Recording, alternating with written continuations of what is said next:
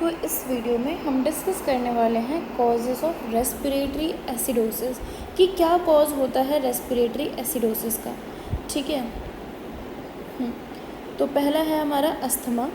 Spasm resulting from allergens, irritants और emotions cause the smooth muscle of bronchioles to constrict resulting in ineffective gas exchange. ठीक है। तो basically पहला है asthma. Asthma की वजह से भी रेस्पिरेटरी एसिडोसिस होता है। क्या होता है इसमें?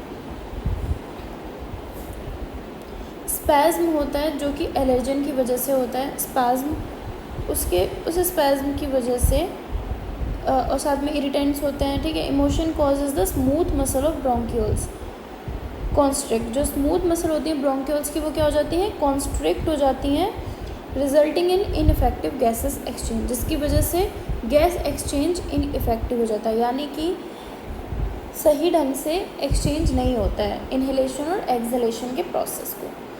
उसके बाद बात करते हैं एटेलेक्टेसिस की। इसमें क्या है? Excessive mucus collection. इसमें क्या होता है? एक्सेसिव म्यूकस कलेक्शन देखने को मिलता है। कोलैप्स हो जाते हैं एल्विलर सैक, जिसकी वजह से म्यूकस प्लग्स बन जाता है और इनफेक्टिव ड्रेनेज देखने को मिलती हैं। Anaesthetic medications result in ineffective gases exchange, जिसकी वजह से भी अगेन इनइफेक्टिव गैस एक्सचेंज देखने को मिलता है। उसके बाद ब्रेन ट्रॉमा की बात करें तो ब्रेन ट्रॉमा से भी हमारा रेस्पिरेटरी एसिडोसिस का एक मेन कारण है ब्रेन ट्रॉमा भी। इसमें क्या होता है? Excessive pressure on respiratory centre, यानी कि अब क्योंकि ब्रेन में ट्रॉमा हुआ है जिसकी वजह से क्या होगा? रेस्पिरेटरी सेंटर ब्रेन में पाया जाता है, मेडुला ऑब्लांगाटा।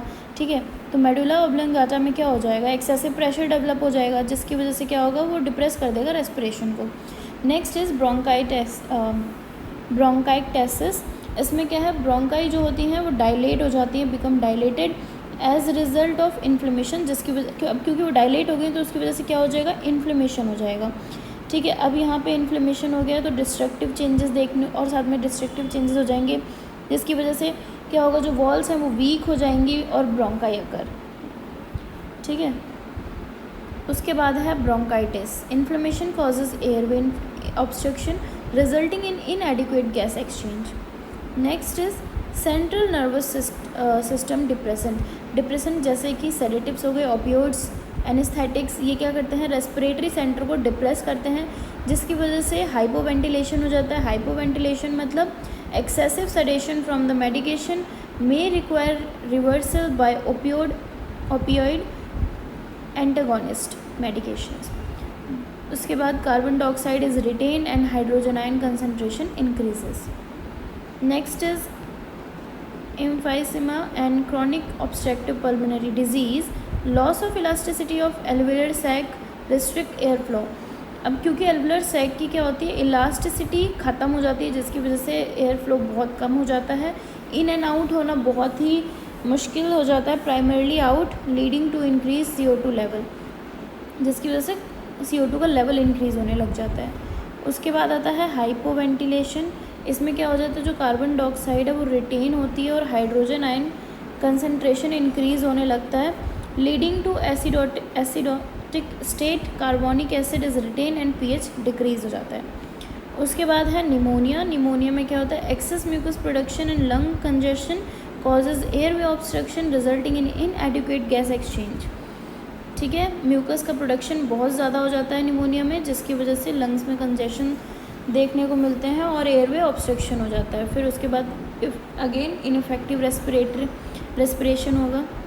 उसके बाद आता है पल्मोनरी इडीमा। पल्मोनरी इडीमा में क्या है? Extra cellular accumulation of fluid in pulmonary tissue. Pulmonary oedema से पता चल रहा है कि फ्लूइड एक्यूमुलेट हो रहा है, तो ठीक है। तो extra cellular accumulation of fluid pulmonary tissue में देखने को मिलेगा, जिसकी वजह से क्या हो जाएगा? एल्वुलर डिफ्यूजन एंड परफ्यूजन में डिस्टर्बेंस। उसके बाद आता है pulmonary emboli. Emboli causes obstruction in pulmonary artery resulting in airway obstruction and इनएडिक्वेट gases exchange. तो ये तो सारी चीज़ें थी हमारी